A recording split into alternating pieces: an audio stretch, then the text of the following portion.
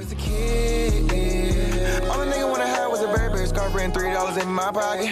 Instead I got beat with a switch, but I don't give a fuck, but it's on my body. Scars all up on me, but I run around from everybody. Life lesson learned, I better learn from this bitch, nobody. She pushed me around, she didn't give no motherfucks about it. She broke my heart 3 times, but I ain't getting... How improved will Georgia's offense be this upcoming college football season? Now, last year, Georgia's offense was not as bad as what a lot of people try to make it out to be. I feel like Georgia's offense was average. It wasn't great, but I don't think it was all that bad. Now, you got to remember that last year, Georgia was in a really awkward situation when it came to the quarterback position.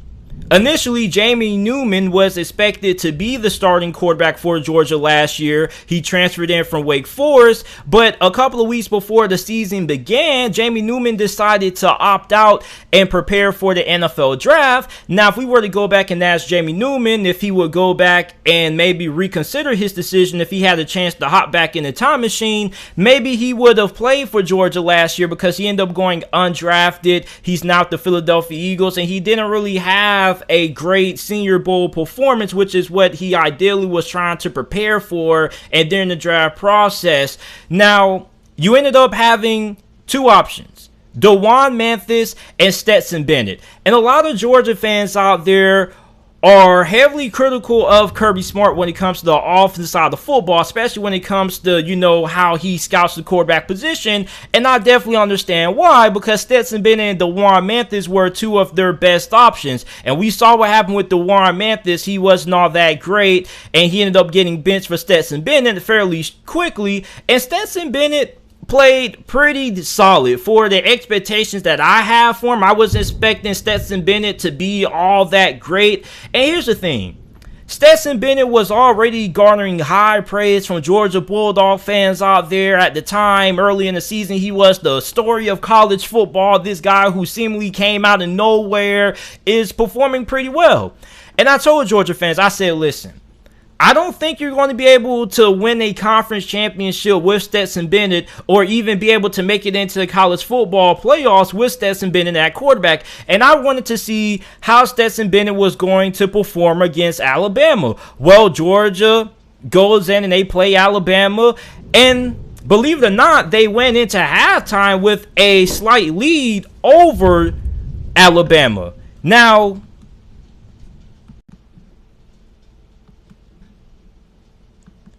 the second half came along, and Georgia ended up not having a great second half against Alabama. They ended up losing that game, and a large reason for that was because of Stetson Bennett. Stetson Bennett was incredibly limited. And in this era of college football, you can't win a conference title with a guy like a Stetson Bennett. You have to have above average to great quarterback play if you want to be able to not only win your conference, but if you want to be able to win a national championship. You're not going to be able to do it with a guy like Stetson Bennett. There was a time in college football a decade ago during the BCS era, before the college football playoffs came along, that you could have won with a Stetson Bennett. All you had to do was to have a great rushing attack, a great offensive line, and a phenomenal defense, and you could have won with a Stetson Bennett. But a decade later in 2021, college football has changed to the point that now Stetson Bennett isn't going to be good enough to get you over that hump. And that's why I was trying to tell Georgia fans before they played Alabama. And I said this before the game. I said, listen, when I did my preview of that game, I said, if Stetson Bennett proves me wrong and he ends up playing phenomenal, Georgia is going to win this game, and they have a great shot of winning the SEC East. But I told Georgia fans after the game, I said, listen, it ends up turning out that I kind of was right. And a lot of people also right about this situation as well.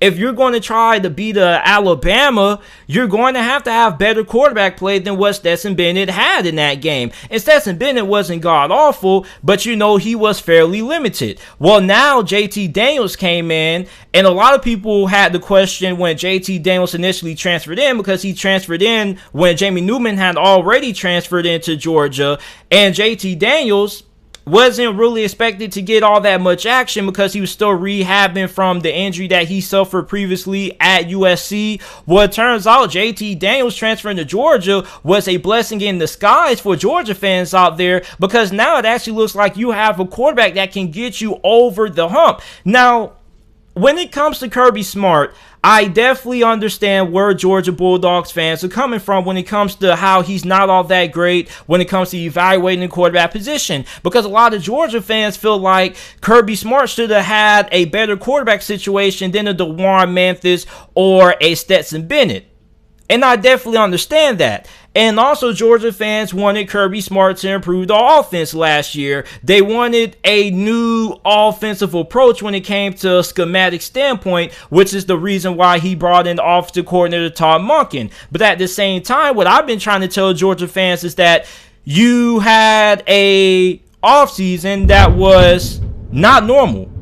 COVID-19 affected spring. You didn't really have a full spring session, okay, that Tom Monken was able to install the offense on the field, because normally during spring, that's when, if you hire a new offensive coordinator, that's when you try to get things implemented on the field. But you weren't able to have that. So pretty much Tom Monken was doing installs on Zoom meetings. And then fall camp came around and you only had a couple of weeks until the season began. So that definitely wasn't enough time to install a new offense. So really, Tom Monken was kind of handicapped in terms of what him and Kirby Smart wanted to do offensively this year. And with Jamie Newman opting out before the season started, that didn't really help the situation either. So him and Kirby had to come up with an offense that could best give Georgia a chance to compete this year, and with Stetson Bennett. And I think they did a pretty good job out of that. I think they pretty much squeezed all the juice that they could have out of Stetson Bennett.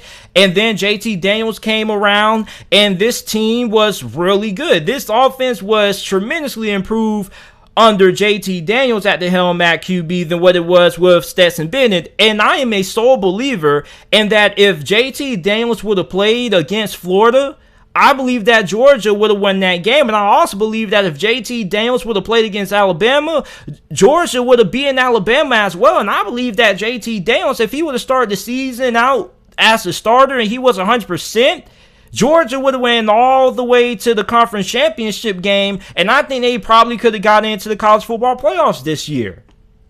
Now, this year, JT Daniels returns. Last year, he threw for 1,231 passing yards, completed 67.2% of his passes, 10 touchdowns, only 2 interceptions. I think he's definitely going to have a phenomenal season for Georgia. I think he could be in discussion to be a Heisman finalist this year, because you look at all of the weapons that he has. Yeah, you have George Pickens, who probably isn't going to be able to play for the start of the year. He ended up having an injury at the start of spring camp. Now, there are some Georgia fans out there who are optimistic and feel like George Pickens could potentially play later on in the season around the time of November. But you do have Eric Gilbert, who you got in the transfer portal. Eric Gilbert had a pretty storybook transfer portal this past offseason. He transferred from LSU, went to Florida, then he transferred to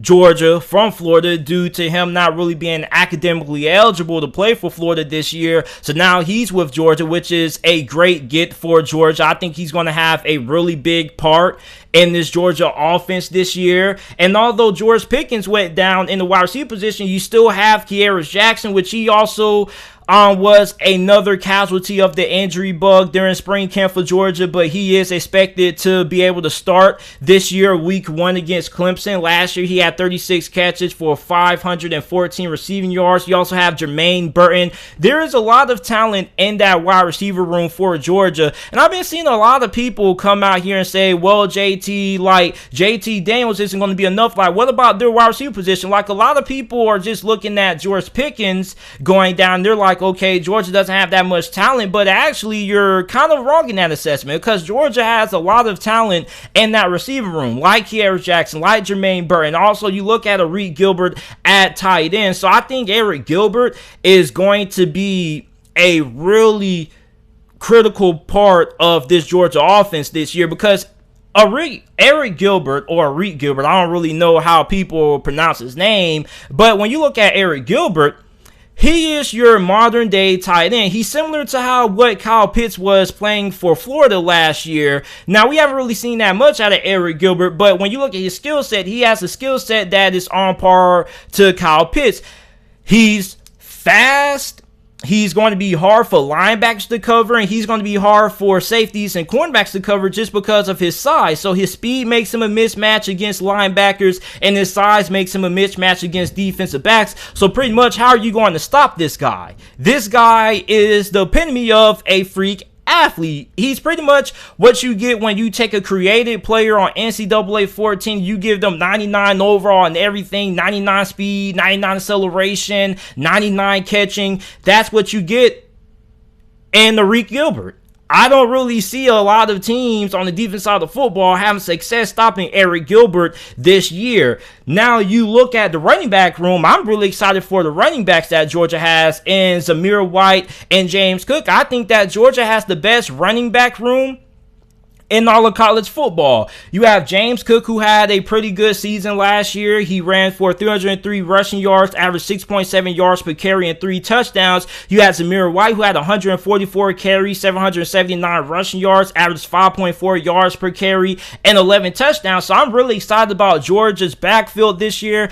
I believe that they have the best running back room in all of college football. And also, they returned 4 out of 5 of their starters on the offensive line this season. So Georgia has all of the talent there this year, minus George Pickens, to have one of the best offense, maybe the best offense that we've ever seen Georgia have under Kirby Smart. And if Georgia's offense performs to the level of expectations that I have and a lot of Georgia Bulldogs fans out there have, then I definitely believe that Georgia not only can win the SEC this year, but they're going to be in the college football playoffs. And there are a lot of people who think that Georgia can win a national championship this year. And I'm also in that minority out there because I believe that Georgia can win a national championship this year also. So I'm really excited about Georgia's offense. I think that Georgia's offense is going to be really good this year, and I think that this is going to be the best offense that Kirby Smart has had during his time as the head coach for Georgia.